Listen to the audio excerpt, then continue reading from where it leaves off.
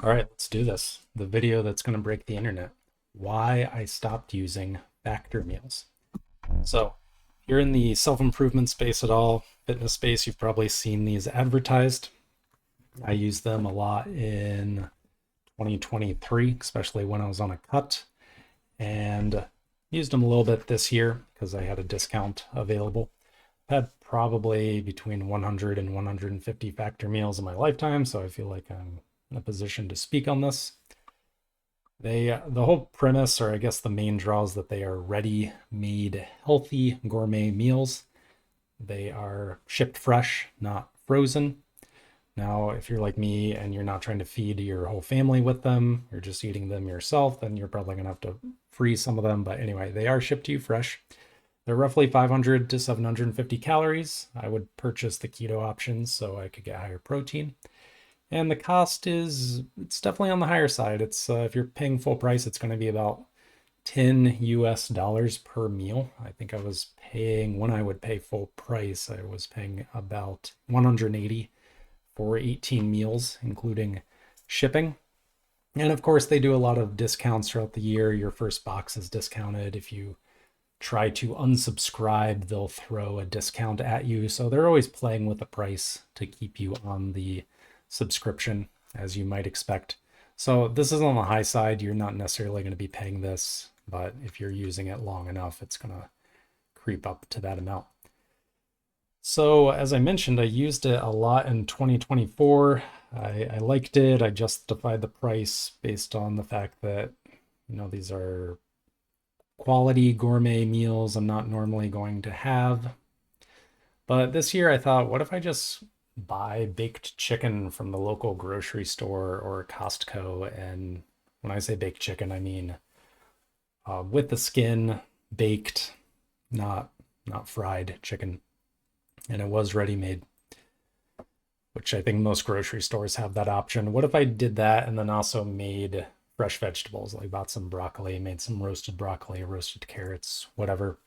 What if I tried doing that instead? And I found that I actually liked it quite a bit better. At first, I thought I wouldn't because eating the same meal every single day gets boring, but kind of as part of my ongoing desire to minimize in my life and embrace minimalism, I realized that the pros outweighed the cons. So I think after this supply of Factor, I'm going to be done. And I'm going to explain a few of the pros and cons, though, of using Factor versus what I intend to do with going to the grocery store or Costco. And maybe you can make a decision for which one you would want to do if you're in my situation where you're busy, but you want to eat healthy, high protein, you're taking fitness seriously, you like to eat well, that kind of thing. So first of all, taste.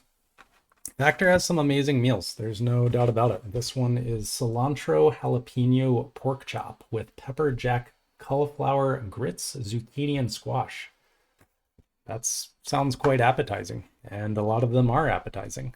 There are some losers definitely in their menu, in my opinion, and you have to kind of go through their menu, find out what you like best. I would say half of them are, a few of them are slam dunks. Most of them are pretty good. A few of them are duds. Some of the disappointing ones for me were their Indian flavors. I love Indian food. I love tikka masala. I love butter chicken.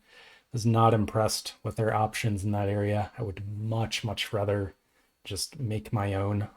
Go to the grocery store, get some boneless, skinless chicken breast, cook it up, add in a simmer sauce, make some rice. That's just so much tastier than Factors. So I would say that, yeah, if you home in on the meals that you really like from Factor, I guess it could be a win over the grocery store. But just in general, factoring in how you have to do this taste test, order meals, and then you might end up not liking them and you got to finish the supply. Grocery store, I think, wins out, especially in terms of freshness. I should note that. Like, yes, Factor is shipped to you fresh, but some of them you probably will have to freeze. And yeah, you just can't beat going to your grocery store in terms of freshness. Next up is cost. Even with discounts, even if you play the discount game, like I imagine a lot of people do, try to get as many free boxes you can. even have them shipped to a friend's house so they get the free box and then just take them from your friend or something. I'm sure there's people who do that. I don't like playing those kind of games. At the end of the day, I think the cost factor is definitely not in Factor's favor. So grocery store wins there. Yeah, I should also note it in that area. Like, I'm not the type of person that's into couponing or finding every little trick to get discounts. It's not interesting to me. So, grocery store is definitely going to win. For convenience, this is an interesting one. You would think that Factor is a home run in this area because you're getting meals shipped directly to your door. Well, in my case, I'm not. I actually have to go to the package concierge of my apartment complex and lug this massive box then over to my apartment, which is a workout in itself. That's fine. But it takes time, and then you have to open it up, cut it open, put all the meals in your refrigerator or freezer, then dispose of the packaging, all that. Some of it can be recycled, some of it has to be thrown away. That takes time. And then on top of that, if you're going out of town, you have to go onto Factor's website, modify the delivery sizes or modify when the shipments happen so you don't end up with a box at your door when you're about ready to leave. That takes time.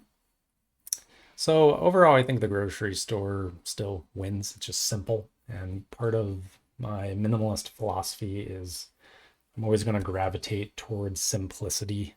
Even in the grand scheme of things, you could make an argument that Factor is more convenient. There's just a lot of mental bandwidth that goes into things like this that I like to get rid of in my life.